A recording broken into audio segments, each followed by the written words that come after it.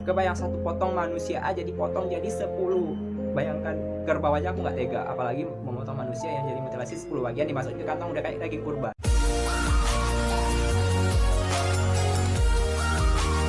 Assalamualaikum warahmatullahi wabarakatuh. Terima kasih sudah klik video ini. Jangan lupa like, subscribe, dan juga komen yang positif biar channel ini berkembang menjadi channel yang edukatif, historis, dan juga legendaris. Karena tanpa sejarah kita bukan siapa-siapa.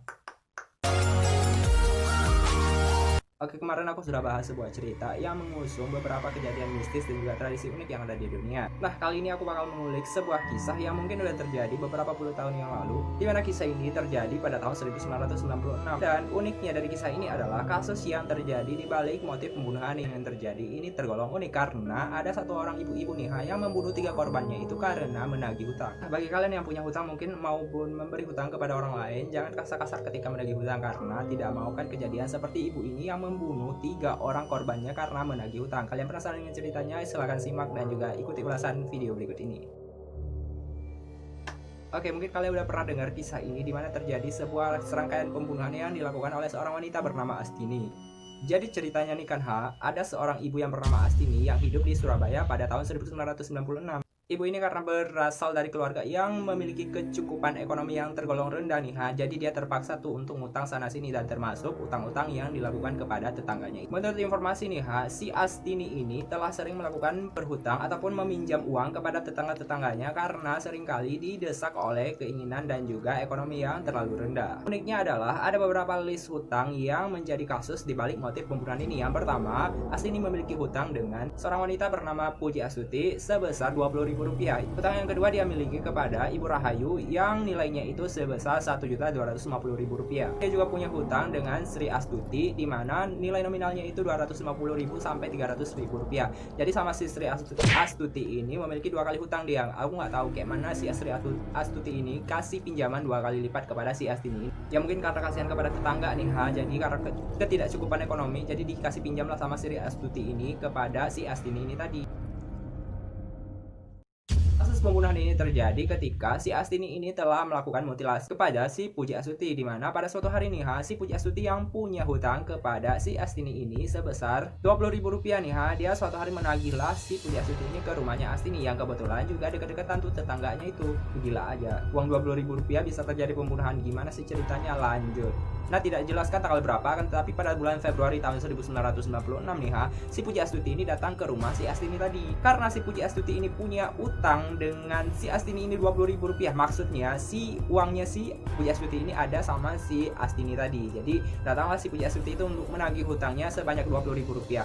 Kebayang uang 20.000 rupiah udah bolak-balik si Puji Astuti ini ke rumah si Astini tapi nggak dibayar-bayarin juga. Ya mungkin karena desakan ekonomi si Astini ini tidak punya uang. Karena udah berulang kali ditagih tapi si Astini ini nggak kunjung bayar nih maka kata-kata kasar pun terucapkan dari mulut si Puji Astuti ini. Mungkin dibilangnya seperti ini sama si Puji Astuti, weh bayarlah kau utang kau itu, udah berapa bulan aku tagih uang 20.000 pun ku tengok kau emasnya banyak-banyak. Enggak, bercanda. Kebiasaan ibu-ibu kalau nagih utangnya kayak gitu ya kan, diungkit-ungkit apa yang dibeli sama si orang-orang yang berhutang itu tadi. Oke, lanjut. Si Puji Astuti ini marah-marah lah sama si Astini tadi karena si Astini ini udah baik-baikin sama si Puji Astuti ini, tapi si Puji Astuti ini nggak mempan juga nih gara-gara uang 20.000. Maka si Astini ini geramlah dia, diambillah satu batang linggis atau besi, dihantamnya di kepala si Puji Astuti. Pingsanlah si Puji Astuti ini. Setelah pingsan nih nggak hanya sampai di situ, lanjut lagi aksi si Astini ini kepada si Puji Astuti. Dihantamnya lagi kepala si Puji Astuti sampai menghilangkan nyawa si Puji Astuti tadi. Berhenti sampai di situ aja? Enggak, lanjut lagi. Setelah si mayatnya Puji Astuti itu tergeletak di lantai nih bersemburan darah di mana-mana. Diseretlah si Puji Astuti ini ke dapur. Jadi ditutupi sama tikar biar nggak ketahuan sama orang. Setelah ditutupi sama tikar nih pada jam 16.00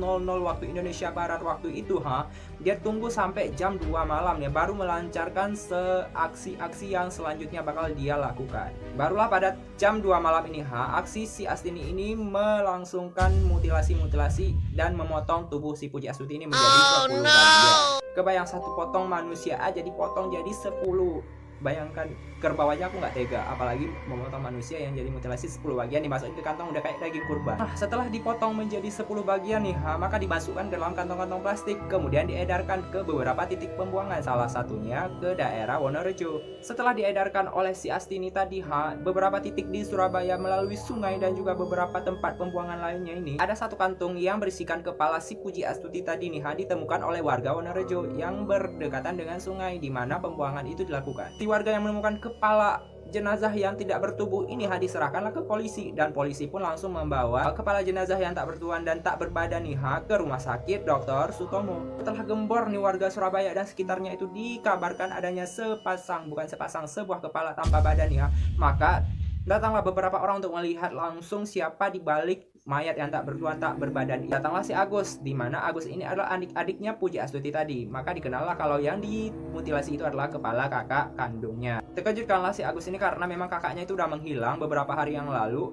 Terakhir dia melihat bahwa si Puji Astuti ini masuk ke rumahnya si Astini untuk menagih hutang yang 20.000 tadi. Karena memang sudah tidak bisa dielakkan lagi bahwa motif pembunuh yang sebenarnya itu terjadi di rumah Astini dan pelakunya itu adalah si Astini tadi. Maka si polisi itu langsung menggerebek rumah si Astini dan menangkap Astini, membawa ke kantor polisi untuk diinterogasi lebih lanjut. Nah, karena udah nggak bisa dielak lagi nih, udah ketangkap basah nih, nggak bisa sembunyi tangan lagi setelah lempar batu, maka si Astini pun mengaku bahwa dialah yang membunuh si Puji Astuti dengan alasan utang 20.000. Di interogasi yang dilakukan oleh si polisi setempat nih, terbongkar juga bahwa si Astini telah melakukan hal yang sama serupa, dibungkus dengan 10 bagian potongan-potongan mutilasi tubuh kepada dua korban lainnya, yaitu Rahayu dan Sri Astuti. Kebongkarlah di mana dua orang korban ini yang udah hilang bertahun-tahun yang lalu dan tidak ditemukan jasadnya kemanapun, dan inilah dibalik dari pembunuhan yang terjadi. Jadi setelah ditangkap dan juga diinterogasi lebih lanjut, terbuktilah bahwa si Astini telah melakukan pelanggaran dan kriminalisasi yang sangat kejam kepada 3 orang korbannya itu.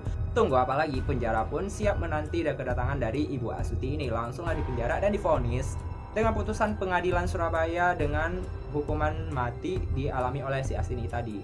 Nah, rentang waktu mungkin terjadinya di Februari tahun 1996, maka pada Oktober 1996 dinyatakan bersalah dan juga tidak bisa diganggu gugat lagi, bahwa pengadilan negeri Surabaya telah memutuskan hukuman mati kepada Puji Astini tadi. Nah, sebelumnya si Astini sempat mengajukan banding namun ditolak mentah-mentah oleh pengadilan tinggi, tidak bisa dielakkan lagi dengan perbandingan apapun, sehingga si Astini berakhir hidupnya di dunia dan telah dihukum mati pada bulan Oktober tahun 1996.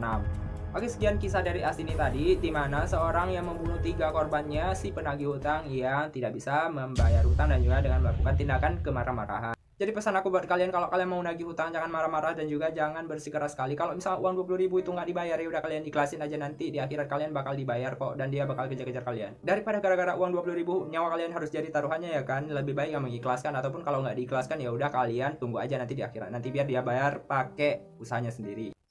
Oke, terima kasih sudah klik video ini. Jangan lupa terus like, subscribe, dan juga komen yang positif biar channel berkembang menjadi channel yang edukatif, historis, dan juga legendaris. Karena tanpa sejarah kita bukan siapa-siapa.